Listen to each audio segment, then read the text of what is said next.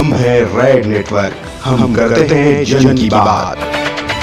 नमस्कार, मैं हूं योगेश चक्रवर्ती और आप देख रहे हैं रेड नेटवर्क। राष्ट्रीय जनता दल सुप्रीमो लालू प्रसाद यादव भले ही चारा घोटाले के सिलसिले में जेल की सजा काट रहे हों, लेकिन बिहार की राजनीति में वे हमेशा चर्चा में रहते हैं। बिहार विधानसभा चुनाव को लेकर वे एक बार फिर चर्चा में हैं। उनसे जुड़ी एक नई किताब भी बाजार में आ गई है। यह मूल रूप से उनके भाषणों का संग्रह है। हम आपको बता दें कि लालू उन चुनिंदा नेताओं में से हैं जो चारों सदनों में रहे हैं।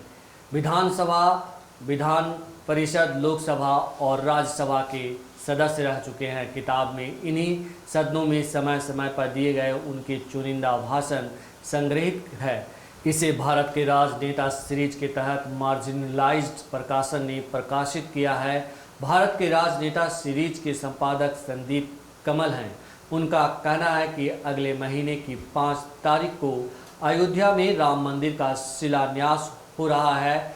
ऐसे समय में लालू प्रसाद की चर्चा महत्वपूर्ण हो जाती है।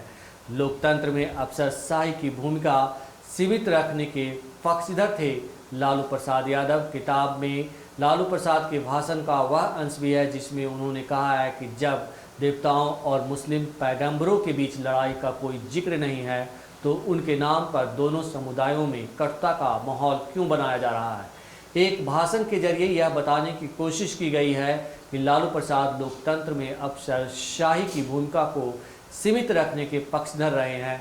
वे संसद की सर्वोच्चता की वकालत करते हैं। राज्यपाल का पद समाप्त करने की भी थी मांग। 1988 में लोकसभा चुनाव में दिए गए लालू के उस भाषण का भी जिक्र है जिसमें उन्होंने राज्यपाल का पद समाप्त करने की मांग की है। उनकी राय है कि राजभवनों का राजनीतिक इस्तेमाल होता है। सभी राज्यों में केंद्र के राजदूत रहेंगे तो राज्यों की स्वायत्तता प्रभावित होगी।